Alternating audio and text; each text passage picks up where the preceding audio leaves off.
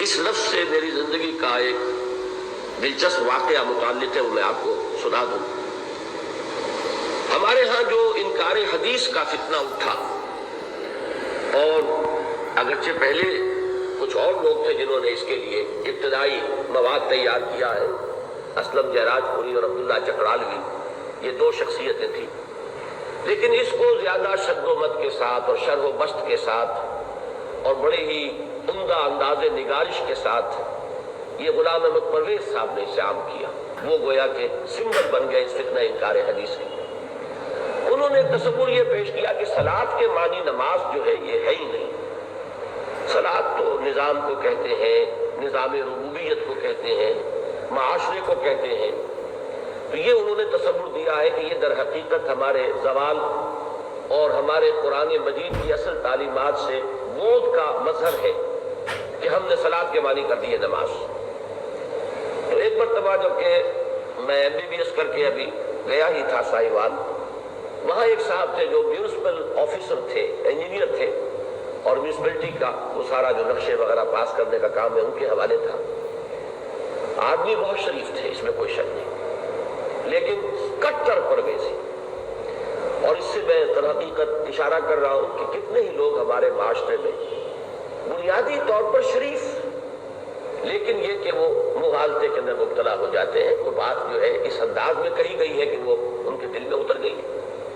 تو ایک روز گفتگو ہو رہی تھی تو انہوں نے چیلنجنگ انداز میں یہ کہا کہ کوئی آیت قرآن کی آپ مجھے ایسی بتائیے جس میں صلاۃ کے معنی معاشرہ نہ کیے جا سکتے ہو۔ تو ایک دفعہ تو میں بھی ہل گیا، میں نے کہا کہ یہ جو اس طرح یہ بات کر رہے ہیں تو انہوں نے پورا دیکھ بھال لیا ہوگا اور قرآن مجید کا پورا اس اعتبار سے انہوں نے جائزہ لے لیا ہوگا، تب اس دھڑلے کے ساتھ اور اس چیلنجنگ انداز میں کہہ رہے ہیں۔ تو میں کچھ چکرایا، لیکن اچانک پھر اس آیت کی طرف ذہن اللہ تعالیٰ نے منتقل کر دیا، فَإِذَا قُضِيَتِ الصَّلَاةُ فَانتَشِرُوا فِي الْأَرْضِ۔ میں نے کہا یہاں صلاۃ کے معنی اگر معاشرہ کریں گے تو اس کے معنی یہ ہے کہ جب معاشرے کا تیرا پانچا کر چکو اور زمین میں منتشر ہو جاؤ، یہ ترجمہ کریں گے آپ؟ کہنے نہیں۔ میں نے کہا دیکھیے یہاں لازماً کوئی نہ کوئی عمل معین مراد لینا پڑے گا جب وہ عمل ہو چکے، اس سے معاشرہ ہرگز یہاں مراد نہیں لیا جا سکتا۔ تو میں نے اس وقت کی جو ان کی کیفیت تھی کئی دفعہ بیان کیا ہے کہ آج بھی میرے سامنے وہ نقشہ آ جاتا ہے کہ جو قرآن مجید میں حضرت ابراہیم علیہ السلام اور نمرود کے مکالمے میں آیا ہے، فَبُہِتَ الَّذِي كَفَرَ۔ تو پھر وہ کافر مبہوت ہو کر رہ گیا، کوئی اس کے پاس جواب نہیں تھا۔ تو میرے ذہن میں اب بھی ان کی وہ جو شکل ہے اس وقت موجود ہے کہ کس طرح ایک دم وہ ایسے ہو کر رہ گئے تھے ہکا بکا کہ جیسے ان کے پاؤں تلے سے زمین نکل گئی۔ فَإِذَا قُضِيَتِ الصَّلَاةُ فَانتَشِرُوا فِي الْأَرْضِ۔ جب نماز ادا ہو چکے تو اب تم منتشر ہو سکتے ہو، پھیل سکتے ہو زمین میں۔ اب دیکھیے فرمایا وَمَن يَفْعَلْ ذَلِكَ يَلْقَ أَثَامًا۔ جو کوئی بھی یہ کام کرے گا، شرک کرے گا، اللہ کے ساتھ کسی اور کو پکارے گا، قتل ناحق کرے گا، زنا کرے گا، اسے اس کی پاداش لازماً بھگتنی ہوگی۔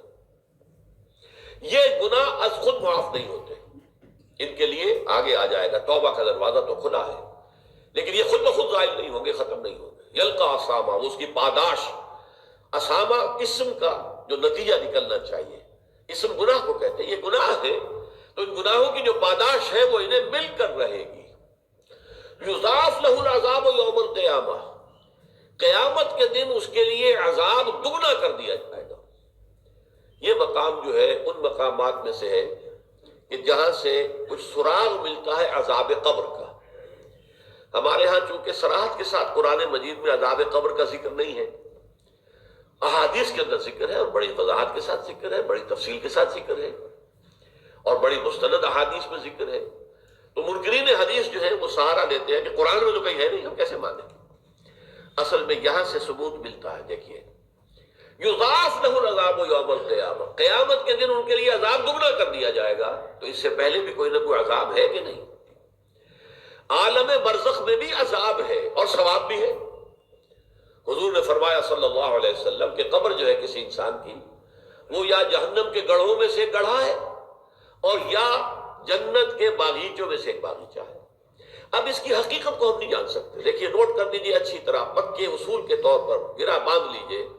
عالم برزخ اور عالم آخرہ کی کسی بات میں جو کچھ بتا دیا گیا اس سے آگے کھوج کرید مت کریں، اس لیے کہ یہ آیات متشابہات ہیں، ان کی اصل تعویل ہم نہیں جان سکتے. یہ عذاب روح کو ہوتا ہے یا جان کو ہوتا ہے یا کس کو ہوتا ہے، جسم کو ہوتا ہے، ہمیں نہیں معلوم. یہ ہمارے اس غیب کے پردے سے ماورا باتیں ہیں، اور ہم تو یؤمنون بالغیب میں سے ہیں. وہ لوگ ہیں کہ جو غیب کی باتیں جن کی خبریں دی ہیں اللہ نے، اس کے رسول نے، اس کو مانتے ہیں. لیکن ان میں جو ہے اجمال کے اوپر ہی اکتفا کرنی چاہیے. ہمارے ہاں بڑے بڑے جھگڑے، یہ قبر والا سنتا ہے کہ نہیں سنتا. اب اس کے لیے دلیلیں، جو ایک طرف وہ لوگ ہیں جو انکار کرتے ہیں کہ قبر کے اندر مردہ کچھ نہیں سنتا، ان کو کافر قرار دیتے ہیں. دیوبند کے مسلک کے لوگوں کے اندر بھی یہ ایک دوسرے کے لیے کفر کے فتوے موجود ہیں کہ جو نہیں مانتا سمائے موتا کو وہ کافر ہے، دوسرے کہتے ہیں جو مانتا ہے سمائے موتا کو وہ کافر ہے، مردہ کچھ نہیں سنتا.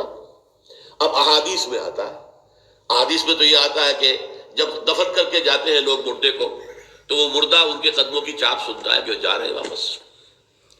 اسی طریقے سے بہت سی احادیث موجود ہیں.